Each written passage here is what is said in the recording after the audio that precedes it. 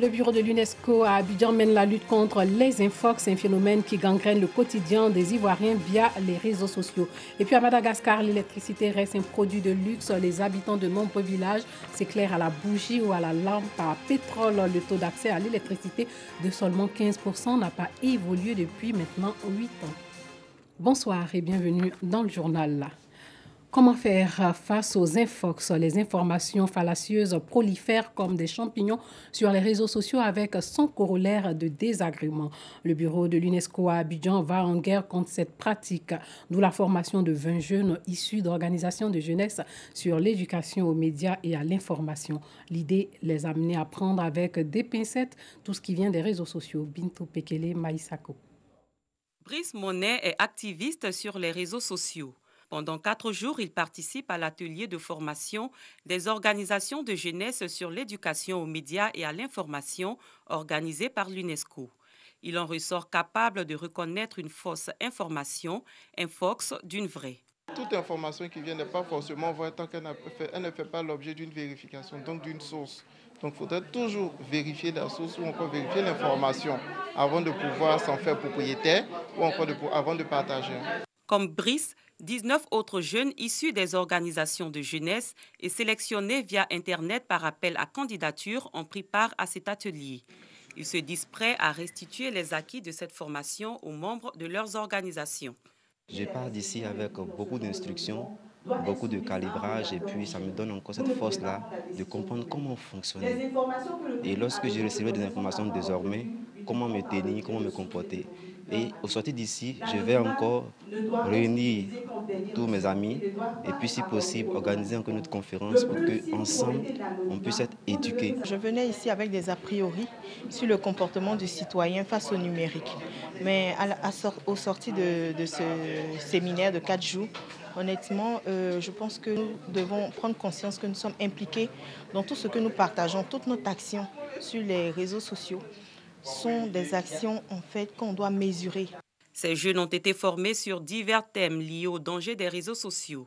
La formatrice appelle à la vigilance quant aux informations. Même si j'ai copié, j'ai collé, ma responsabilité est engagée. J'invite la jeunesse à être plus regardante à ce qu'elle consomme. Faites attention parce que cela peut vous conduire en prison, mais parce que également inconsciemment, vous pouvez contribuer à détruire l'image ou la vie de quelqu'un. Donc doutez systématiquement de tout ce qui se trouve sur Internet. Ce n'est pas parce qu'il y a une photo, ce n'est pas parce qu'il y a une vidéo que c'est forcément vrai. Vérifiez l'information. Avant de partager, réfléchir. Pour les responsables de l'UNESCO, bureau d'Abidjan, cette formation a pour objectif d'aiguiser l'esprit critique des jeunes. C'est une formation pour les jeunes que nous estimons à l'UNESCO très importante parce qu'ils passent en fait plusieurs heures par jour sur les réseaux sociaux et que les réseaux sociaux, au fil des avancées technologiques, sont en train de se sophistiquer et d'offrir des contenus que les jeunes ne peuvent pas toujours vérifier ou apprécier à leur juste valeur. Nous les aidons dans le cadre de cette formation à développer leur esprit critique. Les 20 jeunes formés par l'UNESCO sur l'éducation aux médias et à l'information doivent à leur tour contribuer à la sensibilisation de la jeunesse ivoirienne à une utilisation citoyenne des réseaux sociaux.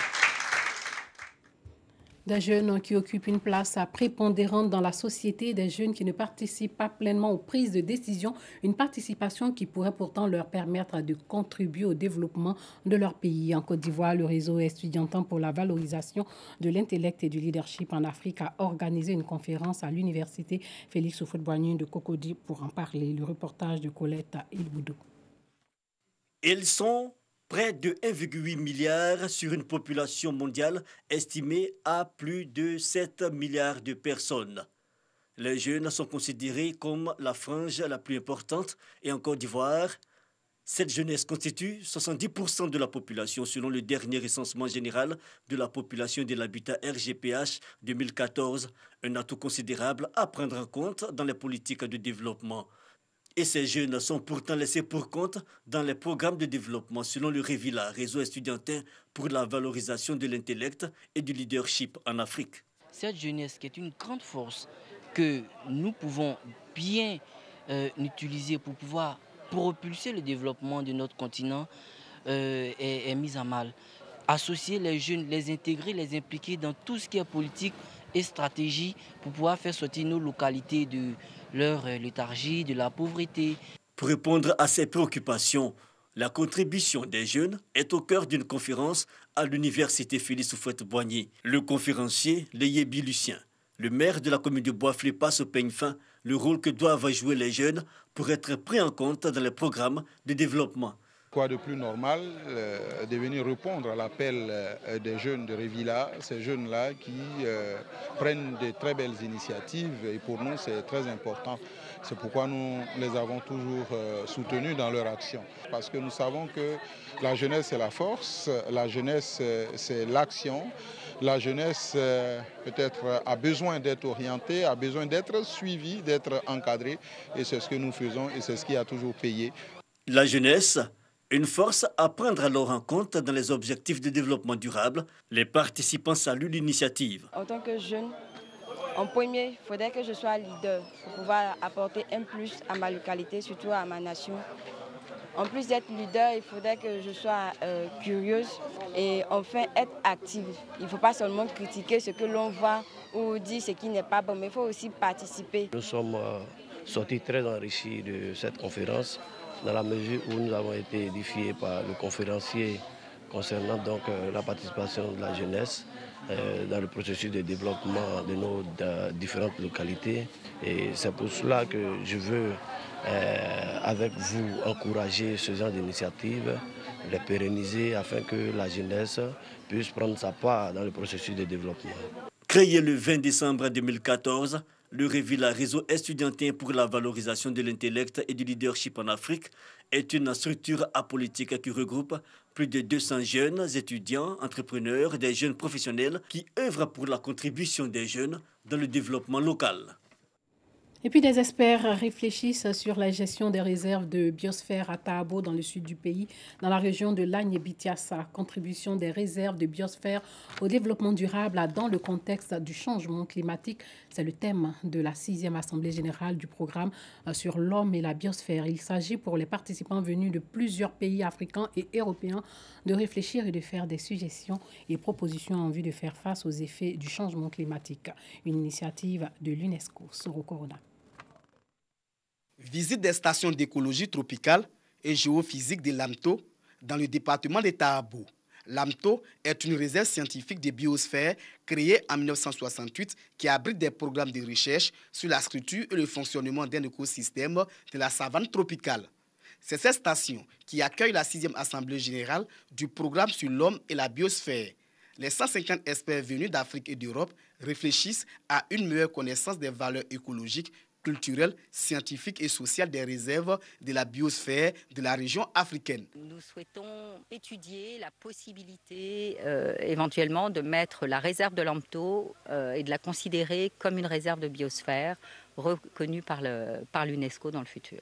Soutenue par l'UNESCO, cette rencontre est aussi un cadre de concertation, de coopération régionale et internationale pour le développement des politiques de gestion des réserves de la biosphère. À l'issue de cette visite, nous aurons très certainement des discussions avec les collègues ivoiriens pour voir quelles sont les opportunités pour avoir une proposition pour ce site en tant que réserve de biosphère.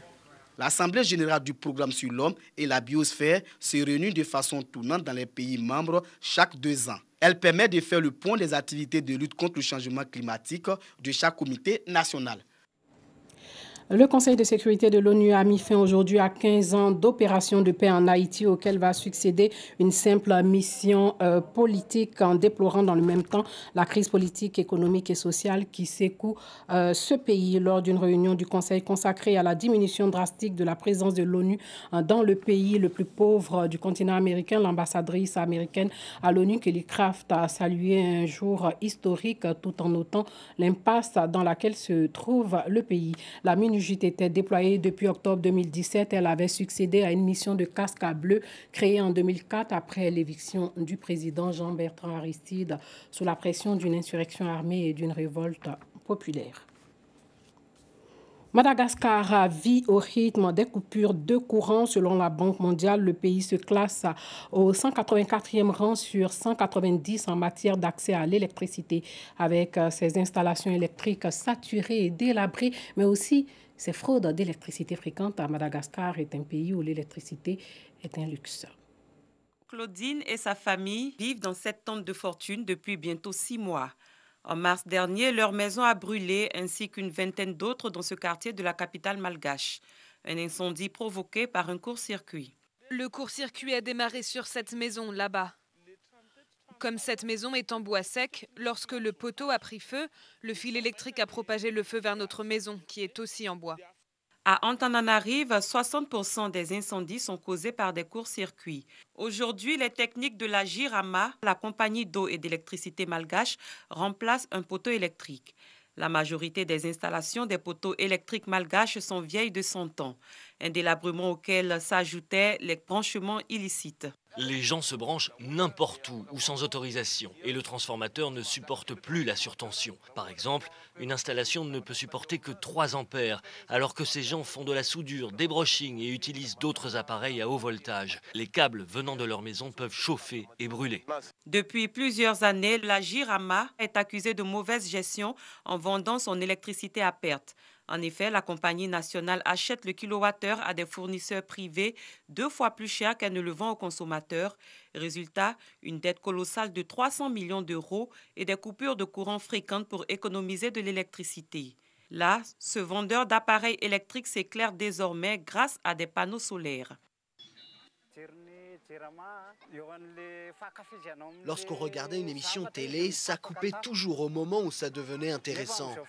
Alors que maintenant, depuis qu'on utilise des panneaux solaires, on peut faire marcher tous nos appareils. Madagascar bénéficie de près de 2800 heures d'ensoleillement par an, un potentiel non négligeable en énergie solaire dans un pays où seulement une personne sur 10 a accès à l'électricité.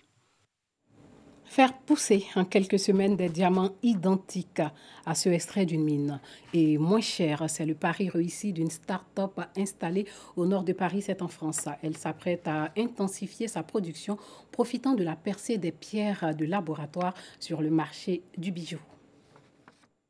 Pour un peu, on dirait un vrai.